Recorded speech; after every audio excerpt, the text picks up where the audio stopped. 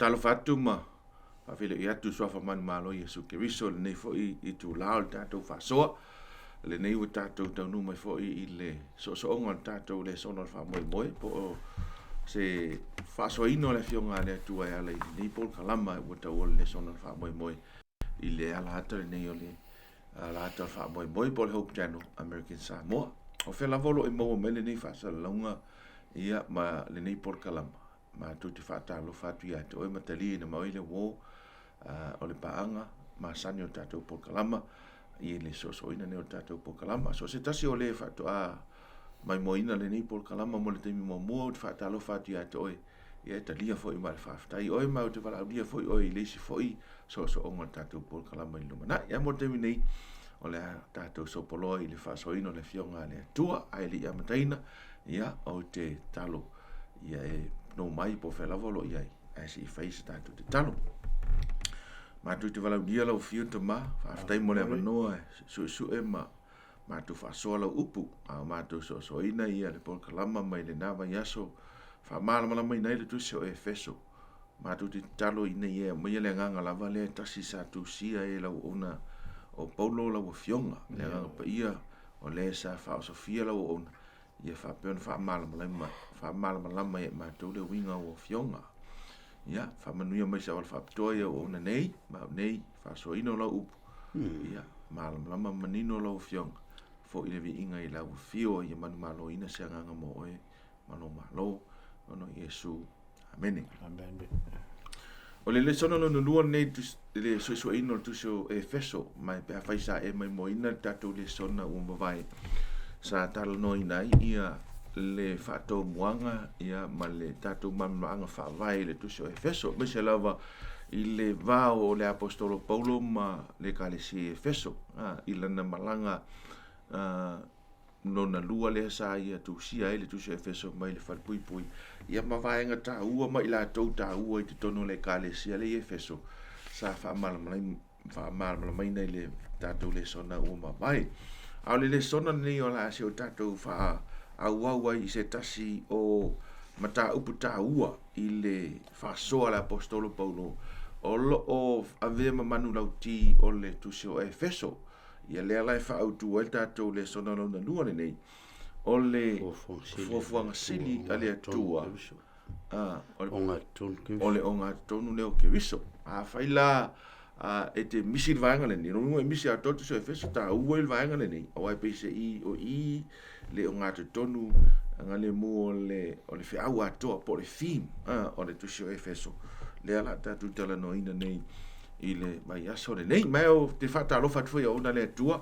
tatou fai o masani sunga ia pastavine ia fata alofa tu lo sunga ferina le so fu le sunga te tai ano ia pe vo sunga to ina malo le mai mo mai faftai ia fata alofa tu lo sunga te auli ia so fa man malo tatou o Yesu Keriso aftai malo so fu le sunga te tai ia pa pe foi le na tai mo sunga fa ferina aftai ia o te loa o le a tatou si tata no na titi lava I le tatou Autu ia me se foi o le mau Autu le sono le nei vai aso si tatou vai tau tasi le mau Autu le nai le tu se Efeso mta mo ano foi po tolu ia fa fetaia le Atua o le tama o tatou li o Yesu Keriso o le o fa manuia mai ia tatou I le umala e manu ia ai la le anganga I mea o le langi ona o Keriso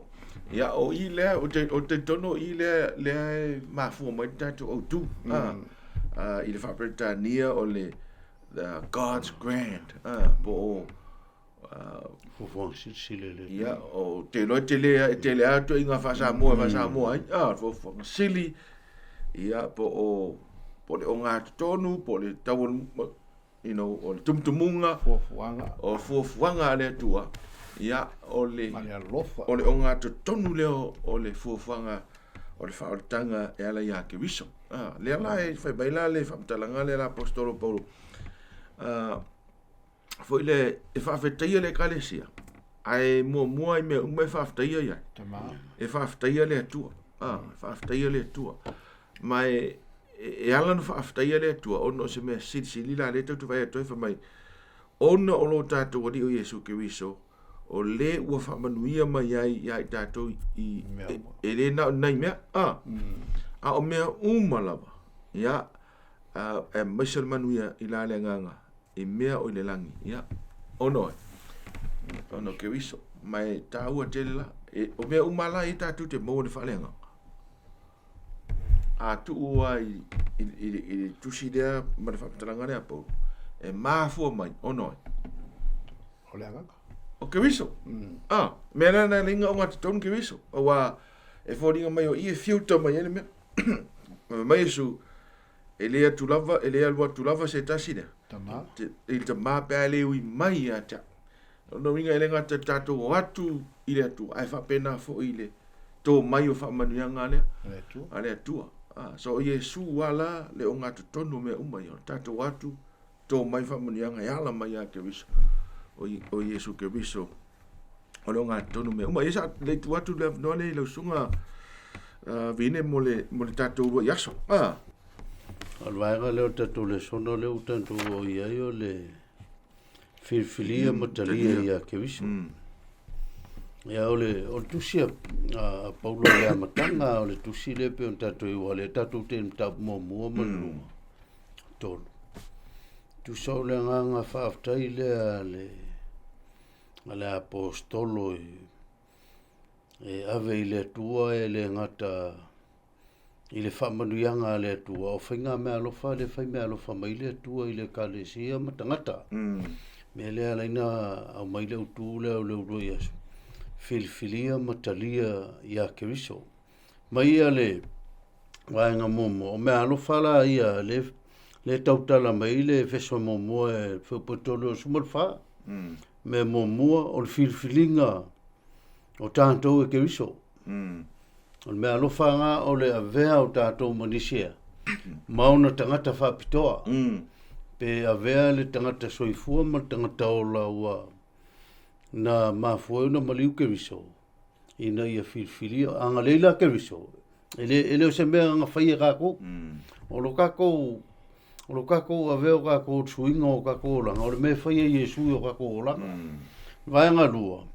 O le avea leo tātou mātali mawhine whapelpele o le li. Le kamo mole a kua i kusi leo e wheso e mo muarvu po e tolu. E ala i le whilwhilia. Whawhaka i le akua.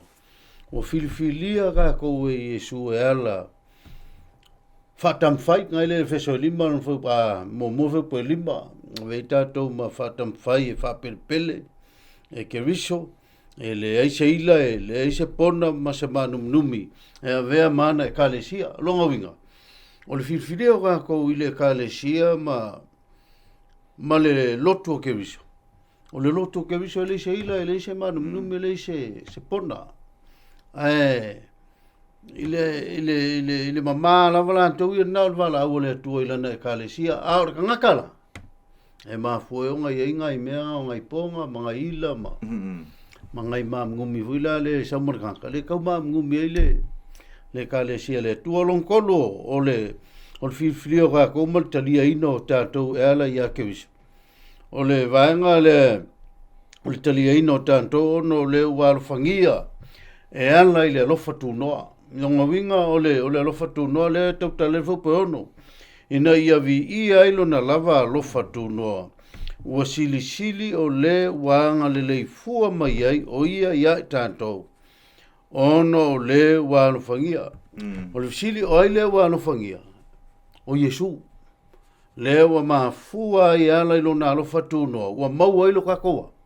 No tātou wawanoa mga ia i kakoa i le langi. Mamana ia i tātou e le tua. Ia, whamailola ia. O tātou la, ua i le mele tau o tātou mautinoanga. An tātou musul whautanga, o tātou whiawhia i lang sala. An tātou whiawhia i lang sala.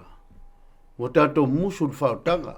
Whautanga leang ka penga e le walofangia. Po Yesu, ia, o lono winga o le mautinoanga, leo le whamoe na whaia Keriso mo i tātou, o le whilwhilinga i le ngata i leo le langi, o le sini Autu le o tangata o mana wala o lia le li ma fili le li o le mela ka kako ye ka fifia langa yelo kako no kako fa moenga i le mesili le o fa ye Keriso mo kako o le filia fa ko ai ma fu filia fa tanto o Yesu Keriso le na lo fangia le tua fa singa fa popula ki kia vai ngol kako ka maka ngol kako le so kusi lo efeso le kusi le nganga fa kai le apostolo Paulo ma kusi fa kai Paulo le kalesia efeso onga kia i fa pui le langa mai langa longa nganga fa kai ya efeso ma anga la ka inga ma fa i lo ma ya efeso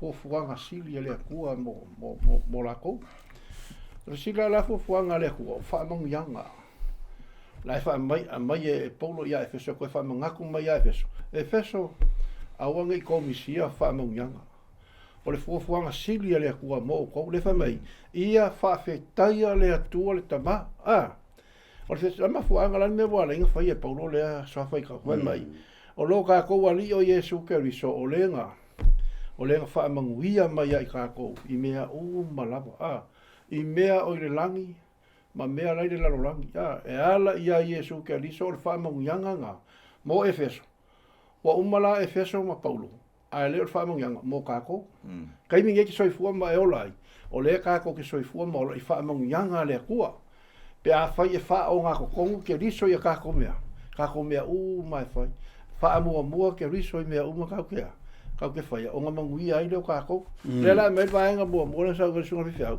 fili lo makaria ia Yesu a fai la lo kako mau ki ngoa fa mangianga le nga fa mangui ai ia le ku ia Paulo le mo le Paulo ia Efeso ko fa manga ko le ku e Paulo ia Efeso o fa manga ko nga mo kako awanga ingalo ia kako fa mangianga le ku nga ave fa ko ia Efeso o le foi fa mangia ia ko ia kako a ka ko le karia la fa mangianga ngi fisilo o la ave fa mangianga ngi ko ya Efeso mo mangi ka ko es fa po ko le ka ko o te lole o le bele tau mo moni me tato fe au le sono le o le atonu a le mafuanga o fa mangianga i pene sau no ya si tato mata la ele foi pul na e to ya sa le foi pe fa la tato foi to la foi po to na so mai le foi pe fa ma foi po lima pa mai e fa ftai le tu o le tama o lo tatu o Yesu Keriso o le fa manu mai ya ita malava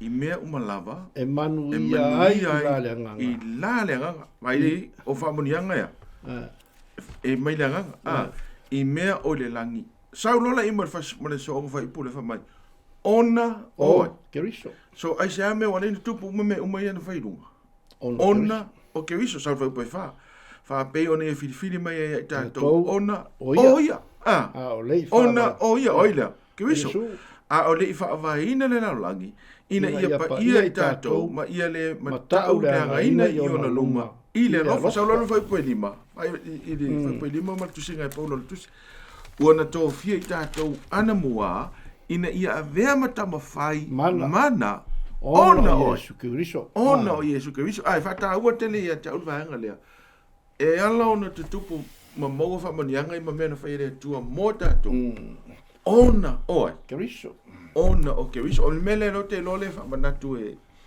Paulo i le ekalesia ona e te vi fo ia o te lo o te mi le fa ngai Paulo ma maftia ngola e sai tia au fa mai Paulo pe no tu tala no verso te atu nei i le ekalesia e fai fa le la lo langi la ngole e tu tonua Efeso le me i fa taula ala au tato lo e fa tato fa tu saina ia Efeso ia pia California California io pia is kama au California o New York o Las Vegas e man to foi lo suma ia o pia wa ia fai lo ko i ka ka samo si ka mai ka ulanga ai kum i ka pia se me fa penga ho ai winga na lo fa mtalanga ia o pia ele kai ia o fa ko ele kai pia ele io o pia le meta o le me o le taulanga fo le wa fa le lalo langi e ke va ai ko io lang sala ke vai ko lang sala ke vai ko fa kala pu ke vai ko io ko nga fa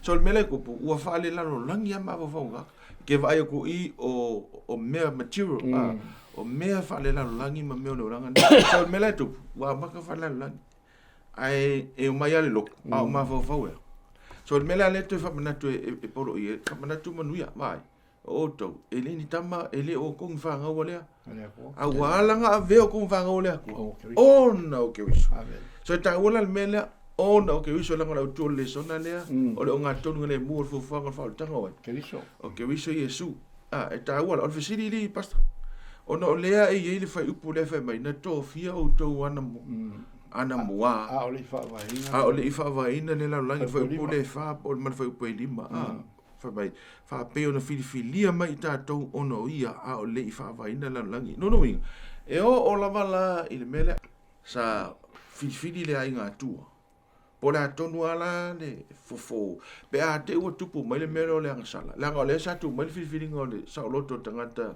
e filifili le leima le ma le anga fai mai la lea o le alfa fo na o mai ele atu le ale plan nga kama o le fo le mele a fai e angasala tangata e te taua na otia le kari o kanga e taua ona fai ele atua ele fai tangata langa ele fai tangata o le famtalanga la le tau e na ofo atu le alo o le atua ia temina I anga sala ta mai na ofo atua a fai e isi pv tu pu o a ulava le nei o ti so ta o vai gana o le o elevate po si tia e Paulo ye Yesu le mafuanga me umai ia te lo to fa po tu na tato ale mea makangofi ai le mele whamangaku mai a kako. O le fuafuaga le akuanga whai. E la vea kakanga sarpeonga e saungo. A o lei whaavaina. A o lei whaavaina. Rongo winga. Ma plena le atua le whaolkanga. Mo oe ma kako uma. Pe a whai kako kianga sala. Ua iel polkala ma le atua. Amen. E ka o mai le last minute mele. Ele peo kako. O lai fai kako fuafuaga le plan B, le plan C. Fo poila. Ia fa ko pero le o fuafuaga o fautanga tata. Una ta pena mai ele atua le whaavaina le lalo. Le lalo langi mena te lo ai o le atua fa tu langa le me o mai o i lo fautanga. Na sa unia mata pena ele atua ele ia. Ele whaavaina lana. O inga pasta le se evacuase mele o. O inga e ka o mai ia kako. O manko wa Paulo le fai me o ia la kiki ai le au aposko. Le kiki ala au aposko. Ale wa fa ali ia le akua. Mea lilo ia le fai mai mea sa lilo. Ale wa fa ali ave ia Paulo. Kusilo ia Efeso. Manguia le ko manguia mai le laki. Ko makako la la. Akako kalia la Yesu fa nga ko Yesu. E manguia kako, manguia le laki. Maranga ngana le se mo se si tu stala tu spai le fa ngai Paulo I na to fia tato e le fa vai la ya sunga bini vanga o le sungfu e tangata le tongi o le ino tato ai e matua to dia ngo fa mangalo ana no I fa mangalo si sa do lo sunga vai ngana tato leso me mo mua walan mo mia le kongi ola wa wang sala tangata mau le kauso sa vando kai pe me ke lo fa so ita kausa ile ka sa vando e ko o il maftanga va va la tala le mo le ku le mkanga pe vai ka ku va vai ve mai mai satani le ang sala mal polu le le va vai lo le fingo tu se tangata ne yo o Paulo ele feso lua le o ka kolesa feso lua e fai ngoa e Paulo me o tangata e oti le amileanga malang sala o ka savadi ala yoki o me le ka o ka le la ke vai ka savadi me yoki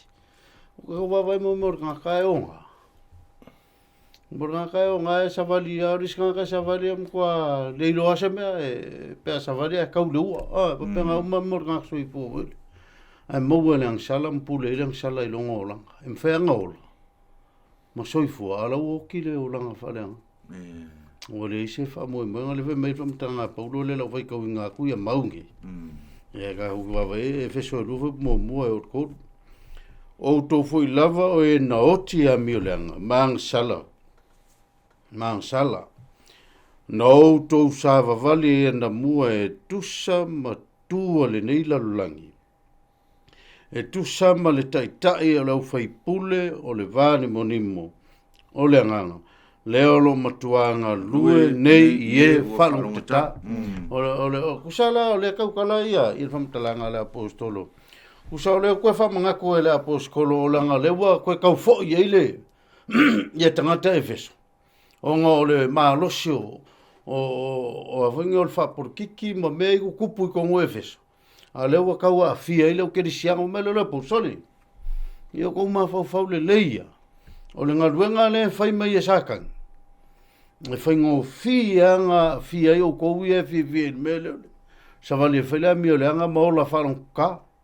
E kakau ia o kongo kou makala mwawai lei. Whai upula e. E la soa i le lau whai kaunga. O i tātou fwoi nā mio whātasi tātou umalava ma i lātou. Ana mua. Ina ua tātou no nofo. Tuina nau tātou tino. Ma whaia na loto i eile tino. Ma le mawhau. O whanau mai fwoi tātou le whanaunga e toa sā. Whapei oisi ato. Wai, o kako. Taka ko ola pe lo langa la koe a fia kuoko. O mo nga masa fifinga e o ke kusi e kuai. Ma ka le wese sanga lua e la po skolo ma. Koe kam fai se whakala inga i ali ua lako. Le alo me la po skolo ke kusi ak. Se o koe e leo se wha ngaunga ko a sa ma wha ngaunga la milanga. Kau kua ngā mau kou e ka kau o ngau kou mga kua le melenga o i o kou lamkanga. Ma leo le feso e mua le whaupoe fik. O ia fo, wa tanto maua i le tongi iola i lona toto. O le whamanga lo ina o ngasanga. Tusa ma le uloa whaulai o lona alofa tuno. Pe mawhia ala le angsala ma lo loko le mea o irganga. Ia kau kua ngā mau kou, e mawhia kule alofa o le kua. Ma le whamanga longa o le kua e anteutou. Fo i mai. Au ko ke ko fifi nga me fa pula va ne la fa ko awa le lo fatu no o fa o le nai o to i le fatu tu e le mai anto to foi le a le me foi na mai le tu amen me le kana tole yo ko lo le o ko fa o kanga e le se me nga fa e o ko yo ko lo le o me nga fa e le ko ai mo le me nga o ko pe ko falang lango mai le ko ko mai le o ke fa kaila ile apostolo me le lo ai o le fa pui ai le ia lo na nganga le vivi ile ko ma fa ma losi o na tangata ile kalesi a le fa pui le apostolo o iska ka le saulo ai le me se me o fa iska ala apostolo le moli o fa voile le como o le voila o fa voile kas o le moli ma ga ko isi kai e kau maua foi ka ko winga fa e feso e ku le si vai e le o kau maua o le maua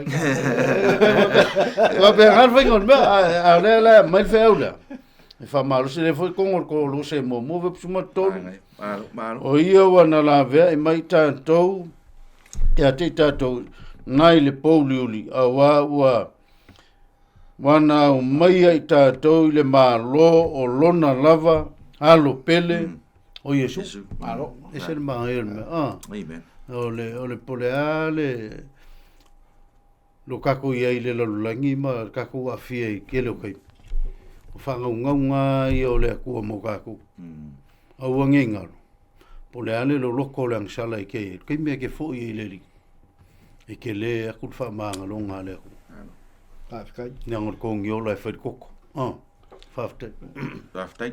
Ja, zunga tianga wakana foi se sinka vai fa popo pa le ko se ma fa popo fa se o le au ku e ka u ke tongi ola ka kongi ola ka lua fa manga lunga ango wa me uma ia le ko fa manga ko paulo ia e feso a la ngo for pui le la uma paulo ma e feso for pui al fa manga ku le ale ku mo ka ko fa manga ku me ka ko kongi ola ango wa al con iola kaunga ka. Fesiri la con iola kaunga ka, lenga sa walo su. A ole fa va inga le lalangi. Sa si la fia le kua e anga sala kanga. wa le van ka penga le ko le ko yola fa ola ngai ka ko le ko fa manga ko paulo ya efeso al fa manga ko inga mo ka ko a fa le ka o fa o le ka ba wa ka ko o le kalisawa o le ma wa ka ko le ka ko ke ia il mele o le ku le siva I ku le siva I o le lu ila mo ka ko a ve se uma ka ko vai mai il mele ai ka ko ku me kas al basta la me fera me ka ku ka ku I pe ku le lo wa mai le ko fa ka inga fa u le fi o ia foi wa tato maua mai ai le tongi ola I lona lava toto fa manga ku le a paulo ya efeso le aia se singa maua e ka kol ko ngiola ka nga kale nga o Yesu nga fa ka ko Yesu I longa lava koko ko ngiola I ka ko ma fa manga lo ai ka ko wanga sala o vole ma fi ya o se fa po ko ba ka ko Yesu nga mo la ko lo fa fo mai ya manga ku lava ka ko sa ngia le ko fa ka nga mo ka ko ole ai vai nei le skaide ka le paulo ma ku singor ku e tau fai la apostolo fole le e tau mai le matu ya se mea ina I appreciate e tau matalia le whawhaftaia se mea fa te inga len sau no sunga a fe fiau fole e ke le ilora ka ua se mea pa e le iloa le maka ukia peila whaka ka inga o le kelo kai mi manga ku mama e mama ya tatou I le whaotanga Yesu te lo taimi e tau fa mea tau te ore lotu o tatou ngai o inga ma me fai e fai loa ia mama te lea tatou lea le whaotanga fa whion tatou loa tatou te loa o tatou inga fia popoto tatou te loa o tatou inga fia malosi tatou te loa o tatou inga whaalia ai la o whaptalanga e polo ina ia vali mai lea te e le mana ia le mesa I tatou fa mai o tau ana mua sa o tau ma leia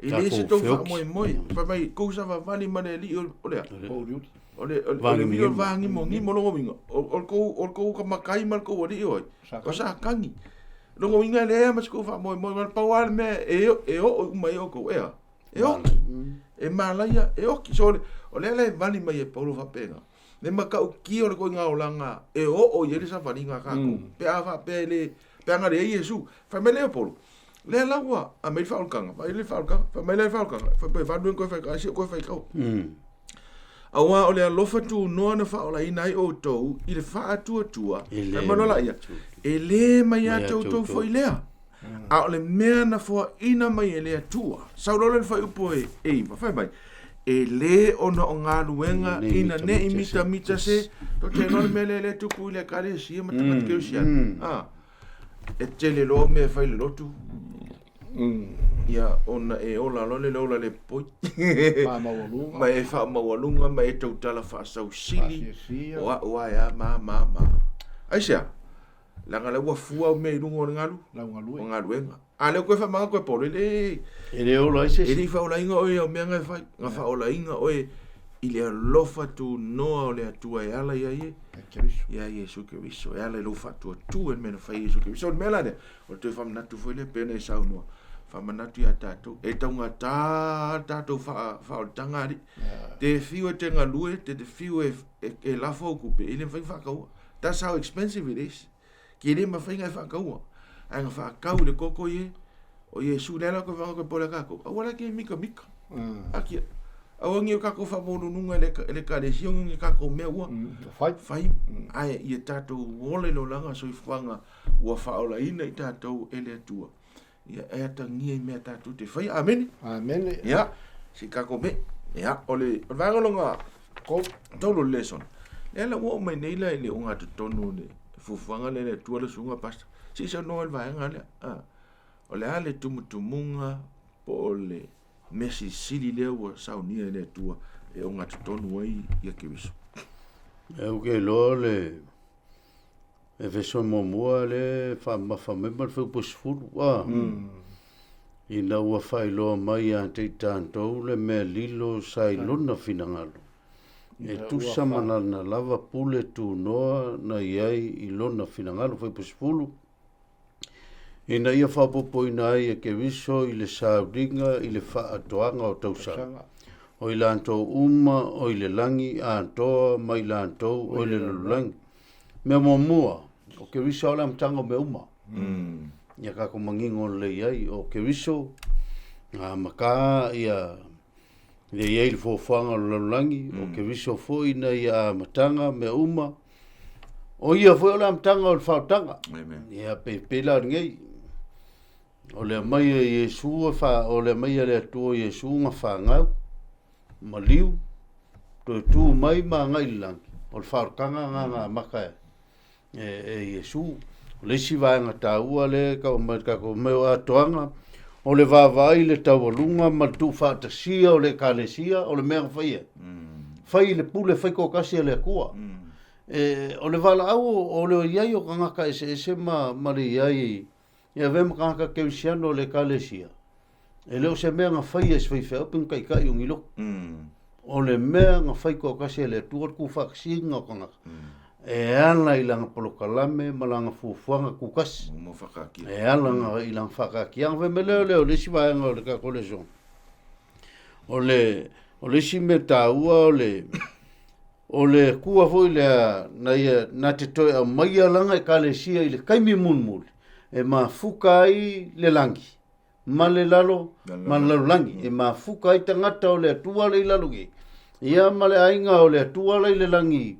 O le tuata malalo ma le ngang paia wa me o Iesu o lo ye le langi te mine le no fari ala vo ye mai la tona na mo tu langi pe o e noka ma elia ma ilantoia mai o le kufa singa mun fo le faia e faia le ku e le faia se skapala o ka ko me fai po ua sa ngia ita tanto le fe mai lo le fe so yo foi pues lo lusfu o le atua fo, wa ia tape na ina, ona tangata, e avea o lana au fita tau, mo le kalesia. I kako kele kaula ingi pelu mangisi amea, a tanto te tau whale nganga e ala, ilo kako whale ngolango te inga mai le langi. E ala le i pelu alea, i pelu whale nganga ma mea tau whalea nganga. Ia o le aka akoanga i lawa vai a kudwaenga leo tatou Lesona. Ia o le fuafuaga sisili na le atua ia ma le tatou ia le tufaatasiga o mea e amata uma i le atua amata i le atua ia o le tatou ia i le lalolagi amata i le atua tapenaga o le faataga e amata i le atua tufaatasiga o na tagata e faaogā foi e le atua i lana lava fuafuaga le toe tufaatasia o tagata i le taimi o le iuga ma le kaukalagoa i le fai unga na leo taimi me whaatoanga tau sanga. Taimi le loa, tu whaatsi e matau nuia. Le moe mitinga le moe miti e leo kemsiano. O le maa futa whaatas. I le aso e fio mei le li. Ia whaafukai. Malo, whaafutai. O whaasiri ale le tua le koe whaamanga kumbari ma kua kauloko le songa le ngau. Ina ia whaailoa mai ia i tātou le mea lilo sa ilona. Ono fina ngalo e tusa marana lava pule tunoa. Efeso. Le mafuanga le nga kusi mai e paulo ia Efeso. Koe whamangaku mai e. Le fuafuanga siri le akua. Inga ia manga kua Efeso. Le mea la sai le fina ngalo le tua. O amia sai le fina ngalo le tua. Mai le ia whaatoa ia whaapopoina ia Keriso le sauninga le whaatoanga o tausanga. O i lato umalava o le langi. Toa mai lato o le langi. Mea le koe whamangaka mai e pau. Ka kou le lalolangi. E mawhai on kou whaakasia ka kou malelangi. Pea whai ka kou ke wha. Ka kou ke kalia fuafuanga a Iesu Keriso. Nal fuafuanga a Iesu Keriso. Ia o ngā kokongu. Le mu Keriso ia ka kou fuafuanga ma ka kou polkala mai whai. Le whai mati kuso salama. A le ati nga e ina i ova lea. Le whale. E ngā lulu e fua e la kou ea. E a kia. A le leo inga fo e i ova le ai. Ma ka la fua e la kou ea. Leo. O le aka le ka mai a ka kou. Po aka ko ngā luenga e whai langa sa ngoe lau sunga le kai. A ungoa ma Keriso. Hoa moa. O le lui lama se whiau whapikoa mo ka kou. So se kaimi ka kou ke whai e se mea. Fe sili po se mea mai la nganga pai. Ai awagi ka wha mua. Mea ka ko ke mawhau iei.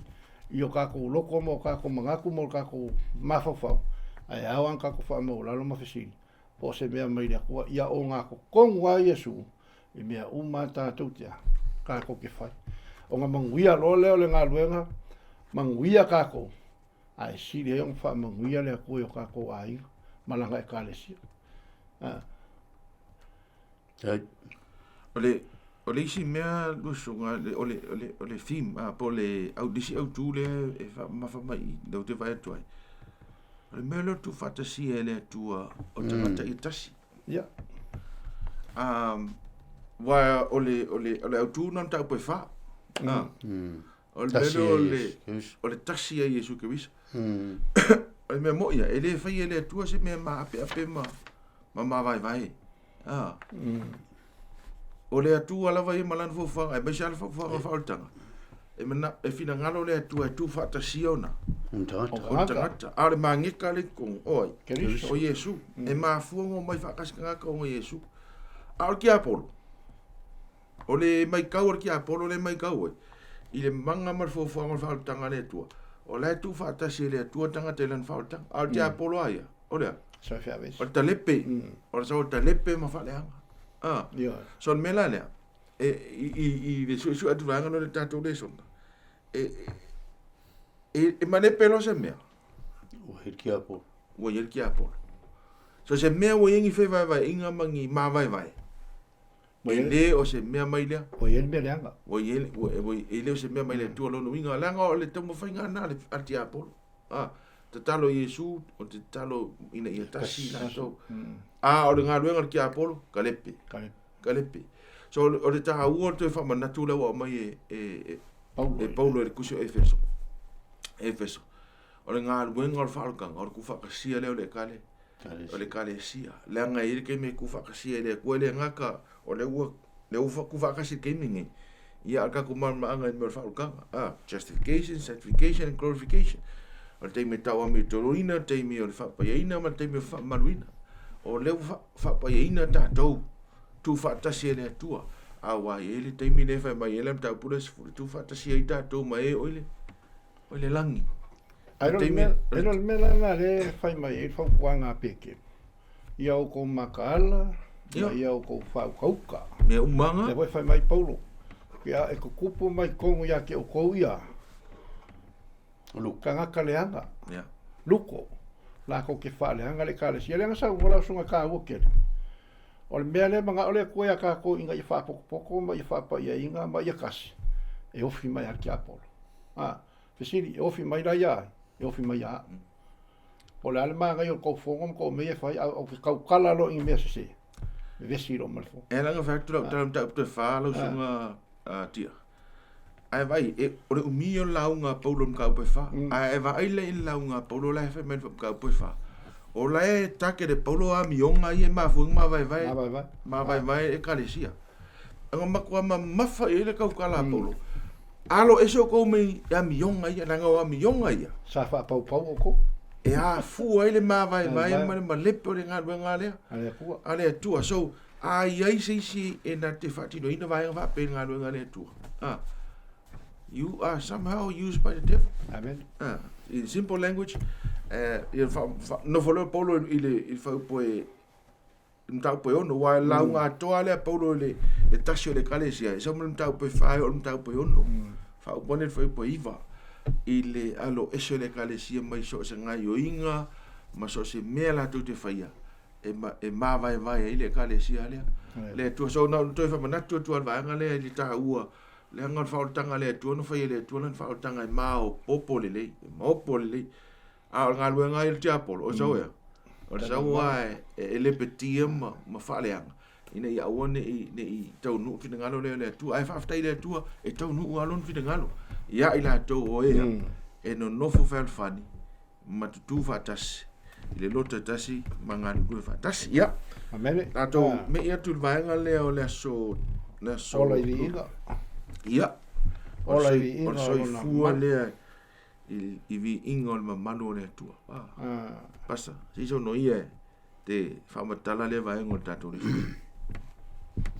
ai vai le an ta mo fo mo mal fo po suma lua na fa ma fa mai tatu vai ai vai fa matala nga po do me o le apostolo Yesu Keriso ele o avea na Paulo na lo na ingoa o le avea mai o le apostolo Iesu Keriso e mafua o nga kau e Paulo ia Iesu Keriso i le finangalo o le atua o le mele kau mai o Paulo e le unga rue moia e le winga le upu le o le vi inga ma le mamalo le atua o le tala no Paulo o lona iai le ngā luenga ma lona iai i le tautuaina o le atua o le vi inga le ave le atua ma le mamalo le li i fai po suma lua e manino e pia fai tātou te wawai ina ia vea maala e vi i ailo na mamalo o i mātou o e na mua i wha moe moe a kemis le lane koe kamwhaila apostolo e momoli e kui ia Efeso le wha pia o mākou le ngā ringa mākou whaia o so mākou mamalo ngala nga mako ngau aku ma ina nga ruenga nga mo i wala winga i mako e le tua mako ke faia la nga ruenga e le mo se malu mako po so manto winga e feso mako ke manga i ave winga o le tua o me wala le nga kula i le apostolo ma fa manato le apostolo i ave winga o le tua i le olanga tangata kai pe va mawele roma sulu ve poe momoa le ve me o to tu da to tino taulanga ola pa ia mama lia i lumole le ko ka ku kele nga lu e su e ya ka ku ma ya ka ku se vivi inga mai ka ma ya ka ku se ma malu mai ka le ngala ka ku o mai ka ku ke nga lu pe vela ka ku mai fende le sorda ma fa so le ia fa soa i ngaka le mamalu o le li mai ave le vi inga o le tu pe vela ka ko ke va i le va solonga o ka ko le son le voi ko kusia ko ai la apostolo Paulo le Efeso ko lu pu sma to le ve mai o le nei o te ai o ia tu ia te to nei fa vai ina ma poponga ti ono poponga ti o le mea tau te mita aile nei, whai mai la apostolo, tole. E longo fia le, o au le ngā kou mga koe, mai le vi inga ma le wha mamalu mai, mo kou wha vai i le ngā ruenga o leu kou wha longo mai woua. Wo pua ngā tia manono tia ngā ruenga le ai. Awangi ka ho fia lo kou ngau ngā ruenga, ma lo kou fia ngā ruenga. O ngā ruenga e vi ia i le ri. O ngā ruenga e ave le wha mua i le akua ma le wha nene tanga i le akua. Pe wala ka ku ke ngā rue, awangi o ka ku ngau e. Wa iska ngakari. E pe e alanga fie i ngā ruenga le akua ma e mga o e koso maira. Le mamalu ma vi inga i ante ia. Wa ala kai mea kaua inga mapu. Ana manga o hasi wa kwari inga le nga o ia le wa. O isi foi la ngaka le sai kulo. O muli tangata no le. O vinga. Pape le kamara ma ku le o le eile mele. O le eile ngaka le si o muli na tangata. O no vinga me paulei. E le o le apostolo a Iesu Keriso i lona finangalo. O finangalo. Longa winga. Ngala o mai ke au kofi le mar kiu ke le mar mamalu le ele wa. Aoni Yesu. O le mea nga mai ele akua. Le ala ka fa mkala mai Paulo ke mo voila ele. Feso mo move sumar kasi o le tofi o le mea nga mai ele ri. O Yesu lo ta tofi. O ia la ke mo foi po sumar fa ele feso le mo Efeso mo sumar fa o Yesu lo tatou tofi. O le manino, o le tofi, o se wha manui, wha mungianga. O kako iai la ngā ruenga, mar kako ngā rurua i ngā ruenga leri. Ua ngā o se wha mungianga le atu o le veo e. Ma ua sanga mea whai ngā ruenga. A o ka ngaka e kau ave kako, ave leri. Naro, tai. Whawhkai. O le ala sau si la fia, la songa pasta. O le kofi le, kofi e rausunga, o le whaiwhi au, o le kofi mai a. O le li. Whawhikai. Whawhikai. Langa le kusi Paulo whaiwhasuma le kas. O langa kusi le a whamangaku aku ia Efeso. O ia lava ua mātou maua ai le ngei kofi. Kofi. O le kofi la le o kako maua e pei o lua sunga i whawhengainga. O toina. O au le au ngā alea kua e whaia whe au le kālesia. E le se kofi ngā kako. Ia kako loko maua lalo ma kako whapea whakasua paulo. Kako o le kofi le ia kako. E le se kofi a ngei. Kofi mai le kua. Me koe le whai mai paulo i le kusilama le feso i whaso solo hai luma. O pule umalava e mai lea. Mai le tui. O makai fo i ma kofinga ma whai pule ua kofia e wa aia nguu ma lo ma le aku lau uma. Pule a mai lea. Amen. Le kusi ai paulo e whamahako. O ia lava ua mātou mauaile nei tofi. O i mātou na tofia na mua. E tūsa ma le fina ngalo le tua. O le kaimila e whae e mai ai e kālesia. Kofi ma ki uke ia kako. O ni o kako mika pika. Ia kako loko maulalo whai le kua. Ua ko kofi kako e le kua au ngai a kei langa ngalo. O sa whea whapi kofo la ia mōlu o sunga i whapea ngai. O le ki uke ma le kofi ua waku e le kua ia ke uloa. O le whaukuanga al ko inga, o le whaukuanga al kuspai le whaukuanga al ko inga. Alo lo whaia i le kua. Alo lo whaia i le kua. Ia makako wha maongi i le ri. Au al whina ngalo ngao le kua. Ale lei on kako wha ngao kako kofi mo kako kiuki. Fia fo le ka le sia e o i le kua. O ngau kako si kia ia. O kako kangaka i le kua e wha manguia mai le kua kako. I swapo pupo le varo.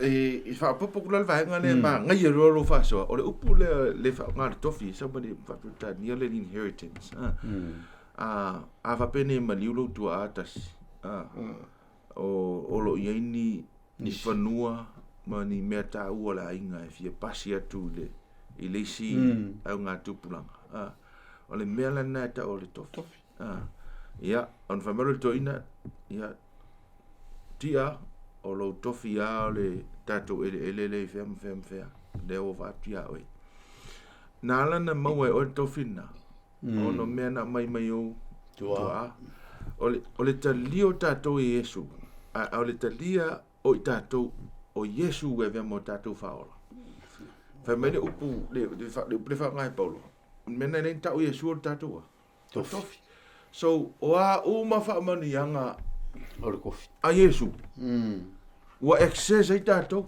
wa inherit tato inheritance ai Yesu no inga o le ola tanga o mo Yesu e mo tato o le ola fa va e mo tato o le fa mani anga le anga pa ia e mo tato o le fa mani anga o le poto mai si me o malava wa ave le atua ya Yesu fa mai e mo e tato mela na ta ua le upule le fa ma fa e paulo fa mai ona o ia ona o Yesu ona o Keriso Montola unga na Lesona, o le Ogatotonu o Yesu. Ona o Yesu ua maua i tātou le tofi. So e tā ua tele la, i e toi whamanatu pēr na e sau noa tia. E le i au mai a sao e le atua mai a oi ma ni a tofi lea. Nau mai ona o ye. Lona winga, ona ua talia e lupe Yesu. Ua mafua ena maua mele ua mau. Ma talia e tia Yesu. Ua e maua ai. So e toi a vea tātou le whaotanga.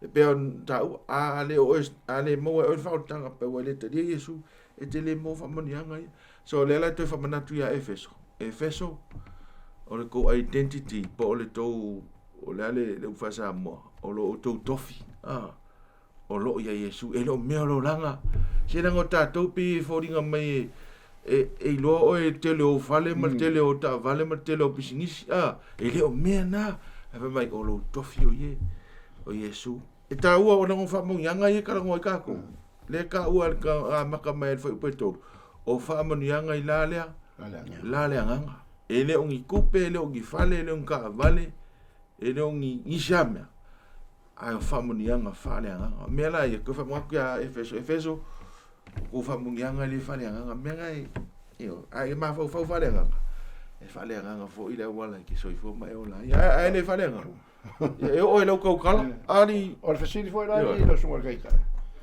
o se kofi la wala ulenga ka ko fa so le fionga le ku o le kofi amen ale fe mena poskolo polo o mai le to ma ko mo wa ke ya ni to fi for le lu por o le ka ko ia la i lu le lau le por la ai le fa so ai le ku wa mai le tu ya ka ko le vango o le kofi ka ko ki fa so inga ko ai o ia e pe on fa so mo ye paulo ngi ka ona o tātou tadia Yesu. Amen. Ya. Le o tātou mai lo vai mo mut o le nganga pa ia. O le fa mawina fa mau fai longa mau fai longa. ya va enga Ma le tau peme ne. E kele ke mi ma ka ko me le tau peme I lo ka vale pe fai. Po la lo vo. Ya si fa ma mai la su fa fa ngai ko pala ko ngwa tau peme ne tau no mai ta. Ole total le vai ngai fai le ngang pa ia. Le fam tala vai ngai le tatou Lesona o fai po sumal tolu mo sumal fa. O lo fa matala mai o le kasile ki o ke le ngang pa ia fai o ka kola. O le wha mau whai longa ino I tātou. I le kaimi ka kuke ka lia Yesu. Amen. O le sila waenga le whai e le angang pai e pio ngā mai kako le songa. O le down payment o se mele kue ka au whilau. Se sau mea lai ke mga oikai pio le sau ka vale whai lau. Lau down payment. A le ke wawe le songa. Mai bile pule o le currency. O le sile vaenga le angang pa ia e currency e le angang pa ia lo kako maua ingola o le whaorkanga e ala ia Yesu ale ma kako whai kaule I le mau e mangingo ma kako wawai e le mwha soa e kako le so e iai foi Autu ia teia ina o Autu whalongolongo I le upu o le mea moni o le tala le leilea o tōtanga o tō whatuatua ia tei ona whamau whailonga nai lea o tō e le nganga paia o le na wholofola mai o le whamaoni o ia o lo tātou tofi se ia iu ina whaola ina e o whatauina ina ia vi ia ai lona manu Nea le pingo kou whamkala inga kua o vaenga ia kasi ia vaenga ka ua le o le whaokanga le kua ma le mele kau mamoli mai e paulo I le ka le sia e Efeso me mua I o kou lor ke min kou kalia I le whaokanga le li o tou o le ka le sia Efeso o wha mo whailonga o kou le nganga ia lua o le kaimia nga wha mo whailonga I o kou le nganga ia o currency po wa fa maungia le ngang po yo ko tangata o le Atua o le fe aula nga a ko ale ka mo moli mai la poskol inga ia ko e vaku le fe aule ia mau ki ngoa ia ka ka fes au ko ke se kia fu ia ko se ia au an ko ke se kia fu e me ka fa se po le ale makango fiole o le kuatiana mal malu e se lau lua sumal fiku nga po e ongos fukule mau lunga o pau ma le lua suli ma afe ngaka e ila mai ma mora ma le ulo o se kia o man guarantee o ko le ngang pa yam fai longa o ko le ngang pa amen ya tunga toina o ilva sa mai ka ua se iva ko se o lo mai fai longa fa ma fai longa le ko ku so fenga I pai le ave fe fa ko ya Jeremia e fai le kusi e ave ka wai ia Israel e kai mi ave fa kanga ko wai la ko le ave ile akali ile o ai fo nge yo le amal kusi le mo le Isaia le Jeremia ko lua fa ma fai lo le kusi o le lorku o le mo tu kala ko le ka ko le apu le manga o le ko vingia na pot a fa ko ia apa na pota minga poka o kere ba kunga langa o lo kofi o uma fa ma fai lo ai nga kam fa ya apo e fai ai nga kuli la le kua e lia ya lo fai ya apo o le benga e ko e o li ko nga poka e ko e fo o le ale ka nga me fa ma fai lo ka ko foi la le ka ko su e mal ka ma singa le ko ka le ke ngi o uma fa ma fai lo ina ta to ele Atua le fo la ko fa manga ko paulo ya Efeso o uma fa ma fai lo inga o ko ele lo sit si sono io lo so wa pe volinga mai la va vai kai me fa mo fai lo ngai o ile ngang pai ni finga ko pelo ile ngang pai ai ole mele nga nga feukia ananiam sa fai fula nga nga fai la ko kingo uma fa mo winga ma ma fa maungi le tur kau kingonga le au kai mea nga pelo no mo wal fa unga me sau pe ke lo o le va e mai nga dia la o mo ka mo nga pa u ka le foi do kai pel mele ka o mai recoleção kai mea nga ka ko dia yesu fa mo fa longa lo le nga pa i lo kau kingonga e longa mele ka ka ko ye se mele ka ko ke fiu ka fe alfa ia ka ko me iska wongi ngalo lo fa mo fa longa le ku ka so fai ka plan me le songa fi awa basta le me ka ko le songa le efeso le fa longa fai upo e ko se fu fa mai awa foi tot fati ngaida ya nga pa ia ko tot fati ngaida nga ile ya nga pa ia o le atua wa fa ma fa longa ngai o to ia te ia se ia o i le aso e fa hola ina o longa winga pe on fa la kele nga fa manga ku me sunga fa fa inga le amerika ko le songa o le lapaka inga le apau mo wai mo oe ma au makako ma la bolo fa fon fon ma au ka ko ki fa ki nga le nga pa o la me la nga pa le fa ia ka ko ua fa longa ina ita to il fa ma fa longa le tu amen ole ta wo vai e lo lotto tele le mele na ilo mele ta te va vai tu i ole ole va fisi ole to ole wingo le me fa ma fa longa ya le la ta fa ngo finga ngana fa to inga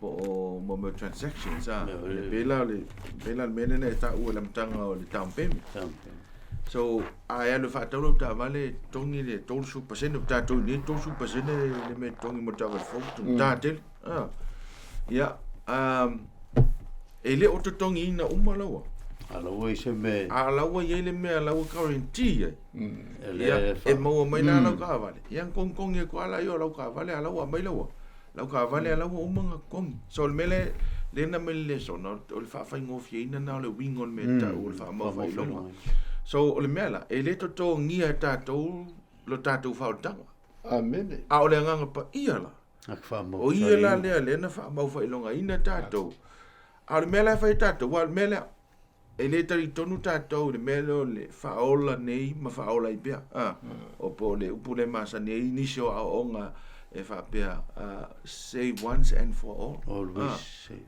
and always save ia e le tonu tatou wa e mawhai anto e lusi lau whaotanga li tasi. E sa? E mwhai. Lan mawhaonga le na lusi. O ngā whai o le kako kei le laro la. Ma kua le mo wha mau whai longa o le nganga pa ia. A le mene kupu. O le olanga e olai o ias whaiso. E lea. E le sa. E le a kokoa. Ma kua ngā whai longa o le nganga pa ia. O le mele e kaunga whai o iasa whaiso. E ka kaunga e usika i le nganga. I le nganga pa ia. So, e le mwhainga mai o wha mau whai longa tātou le nganga pa ia. A tai au. Ke le uska ilanga pa ia karakaya ke le uska ilanga pa ia so o ta moe ke le uska ilanga pa ia o lo o se fa nga mane ya man ko fo le usinga lo fa lo fa mai paulo ya ka o au o ke oki i aso fai se fai so lo no winga la e le se ka ko wa mi ko a fa mo fa lo inga ka ko le ko ka ko ke pa wa ka ko ya le mele fai tatou ona o lea ua install le atua le first installment po le first down payment o le nganga pa ia mo tatou e ao ia tatou ona ustai le nganga pa ia faftai le nganga pa ia amen tatou te ola ma le nganga faftai le atua mo mai lo nganga pa ia so sania matou wai o ai le man malo o le ngasa ke le mfai esa o wala nga fafkai ko le ka o me le o sa a vero ki ke ranga pa ia ka ko vai Ioi is always remind us e fa manga ku mai vide e man ku fa ka ngale langa ole me ale fa ile ngang pa ia musu ya ka ku ia so yo ngi su fa su dim su ko vai e convicta tu la ka o me ka me le ku fa ki o lang sal ja, melo ko fa se orang salah ho. Sorry, et taune tatou stailanga. Ia pa ia le aso, ma le aso. Awa foi to te fa ti nga ile. Nga pa. Ja, fa manuia mai le tu tatou le. So na fa moi ua, mauni. ai o le nei le sona. Amen. Ia o ale upu ai le tua. Ia e le ma fa pa ufua ma te ton ia o va ves familianga mo oe le pa ngolo o mai no mai fa te tele mo lo te mi fa te tu do so o le ofenta tu ta fa te tele la le tua fa te o no Yesu Keriso wa ana le se no Yesu ma tu tele mo le tele o fa familianga fa le nga ai sidi le tua o le fa o tanga o ma to mo fua ia fo ia tu lava ia to ilo vi inga awa lava ne ia matou so se mea matou te whaia ma se ngā nuenga whatau ia awa lava ne ia matou ia fo ia tu lava ilo vi inga whamanui le upu ne ua folaina le atua ia manu malo ina se nganga molo malo tu mau matou whatau wa ma le nganga no tu mau lalo ilo suafa Yesu amen